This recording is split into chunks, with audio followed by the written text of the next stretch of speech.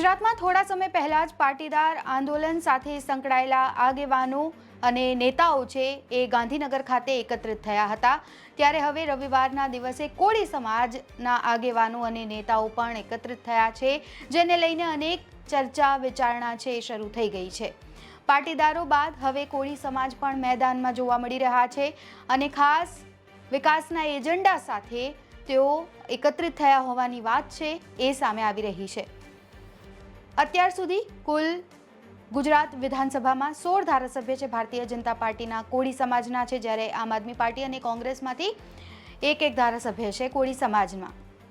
ત્યારે હવે આ ખાસ એજન્ડા શું છે અને શું રણનીતિ આવનારા દિવસોમાં નક્કી કરવામાં આવી છે, કારણ કે અહીં ખાસ હીરા સોલંકીની ઉપસ્થિતિ પણ હતી, જે ખૂબ જ સૂચક માનવામાં આવી રહી છે। શું ચર્ચા વિચારણા કરવામાં આવી છે જાણીશું આ રિપોર્ટમાં। નમસ્કાર, આપ જોઈ રહ્યા છો ગુજરાત તક અને આપની સાથે હું છું સૌમ્યા। ગાંધીનગર ખાતે કોળી સમાજના યુવાન આગેવાનો એકત્રિત થઈને સમાજની રાજકીય દિશા નક્કી કરવાના એજન્ડા સાથે ચર્ચા કરવામાં આવી છે અને અહીં સમગ્ર ગુજરાતમાંથી કોળી સમાજના આગેવાનોને આમંત્રણ પણ આપવામાં આવ્યું હતું। આ બેઠકમાં આગામી સમયમાં રાજકીય વલણને લઈને ચર્ચા કરવામાં આવી છે। અખિલ ભારતીય કોળી યુવા સંગઠનના પ્રદેશ મહામંત્રી બળદેવ સોલંકીએ કહ્યું છે કે અમારો સમાજ સમગ્ર ગુજરાતમાં સૌથી વધુ મતો ધરાવે છે અને અમારા લોકો દરેક પક્ષ સાથે જોડાયેલા છે। અમે એવું ઈચ્છીએ છીએ કે પક્ષો અમારા નેતાઓને માત્ર પ્રતિનિધિત્વ જ નહીં, પ્રભુત્વ પણ આપે। અમે આ મીટિંગમાં આ અંગે એક એજન્ડા છે એ તૈયાર કર્યું છે।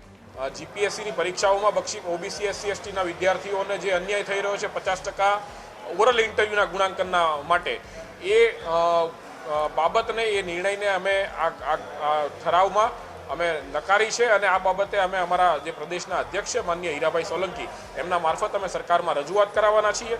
એ સિવાય હાલ ગુજરાતમાં એક પ્રાથમિક શાળાના શિક્ષકોની જે ભરતી છે એમાં પણ અનામતની ટકાવારી જે છે 27%ને બદલે માત્ર ને માત્ર 14.5% જેટલી જે કરી દેવામાં આવી છે। ભારતમાં કોળી સમાજ વિવિધ પેટા જ્ઞાતિઓમાં વહેંચાયેલો સમાજ છે, ત્યારે પેટા જ્ઞાતિઓની સાથે મુખ્ય શબ્દ કોળી એમની જાતિમાં લખવામાં આવે, આ જ બાબતને અમે સમગ્ર ગુજરાતના દરેક ગામડે ગામડે કોળી સમાજના લોકોને આ બાબતે અમે જાગૃત કરવાના છીએ। માત્ર ને માત્ર અમારા સમાજની જ વાતો થવાની છે, સમાજનું જ સંગઠન મજબૂત કરવા માટે આજે અમારે નવી નિમણૂક પણ અમારે યુવાનોમાં આપવાની છે।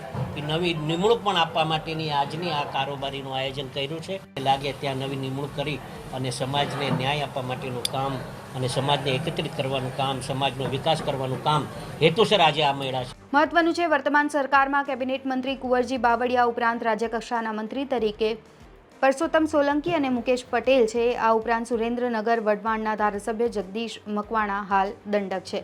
ત્યારે હાલ ગુજરાતમાં ભાજપના 16 અને કોંગ્રેસ તથા આપના એક કોળી સમાજના ધારાસભ્ય છે અને ગુજરાતમાં હાલ 18 ધારાસભ્યો છે એ કોળી સમાજના છે અને 3 મંત્રીઓ છે।